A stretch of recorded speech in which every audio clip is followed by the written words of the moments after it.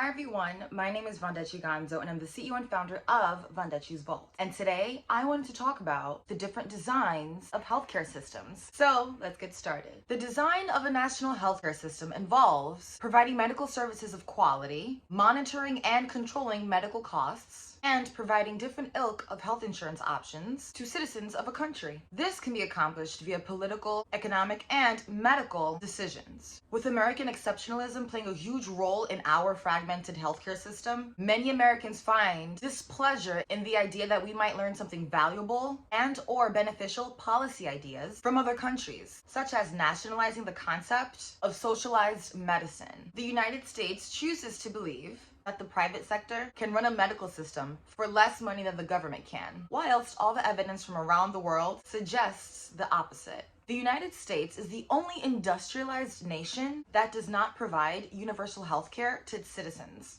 And our reasoning behind this is we cannot afford it.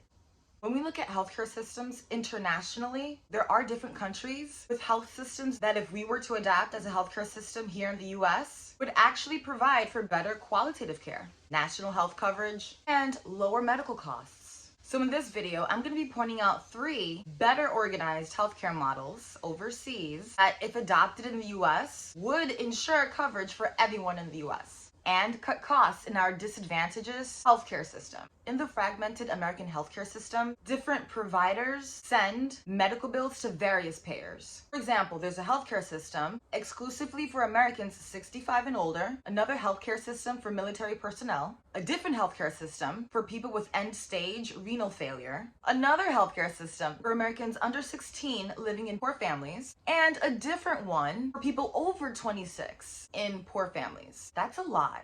In the United States, approximately 80% of adults receive health insurance through their jobs, with their employer paying part of the premium and the worker paying the rest of the premium out of pocket.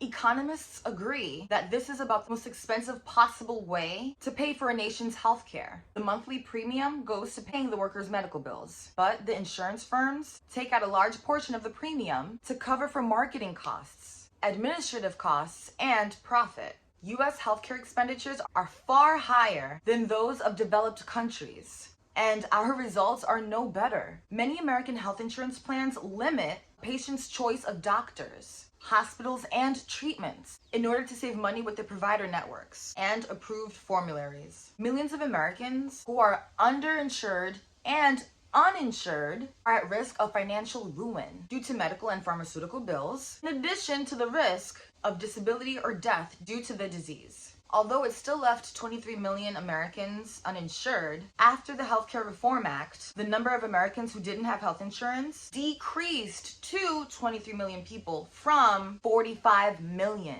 Now, don't get me wrong, there's nothing wrong with paying more for better performance, but Americans buy inferior treatment than people in other countries. Another disadvantage of the American healthcare system is our outrageously expensive administrative costs, which is the highest of any healthcare payer in the world.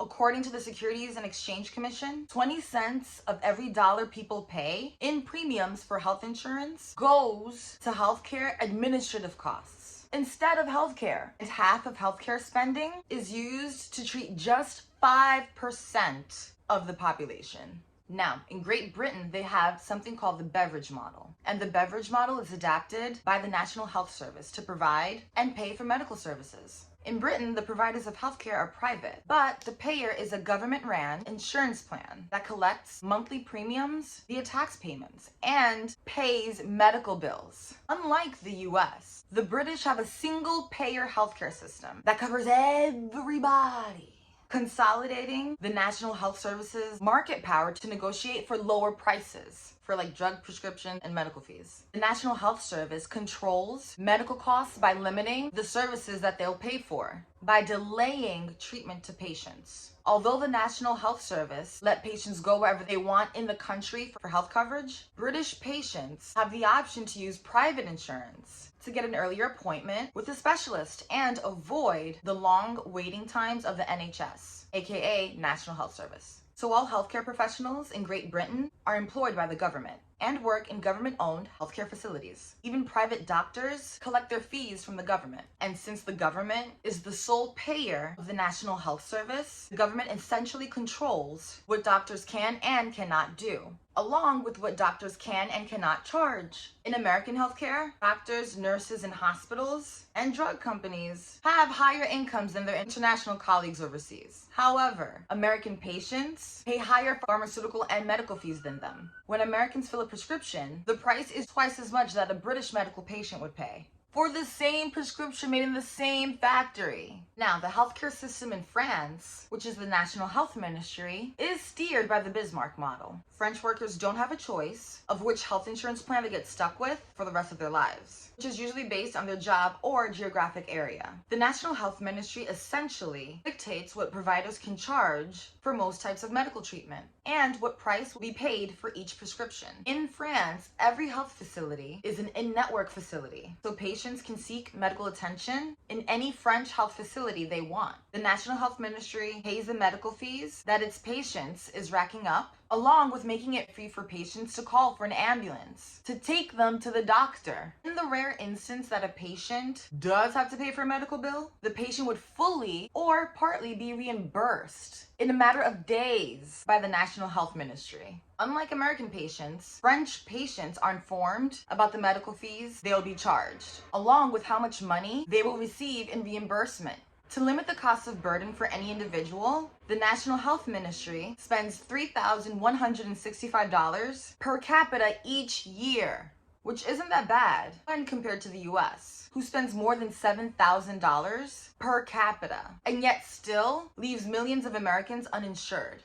And this could be due to the fact that Americans are the top consumers of prescription drugs. Similar to the US, France's National Health Ministry does have a gatekeeper system where patients need to get a referral from a general practitioner before they can go and schedule any appointment with a specialist. Waiting times in France are usually about the same time for people with health insurance in the US, with the exception of pediatricians who are in short supply in France. And although French hospitals generally have more doctors and nurses per patient than an American hospital, they have 67% fewer administrative personnel to organize and maintain medical paperwork. In France, the carte vitale digitizes a patient's medical records. Everybody in France over the age of 15 has this card. However, a child's medical record are maintained on his or her mother's card. This could explain why France spends under than 10% of its GDP on healthcare, with coverage for everyone in France. The US spends about 17% of GDP on healthcare, still leaving people without coverage.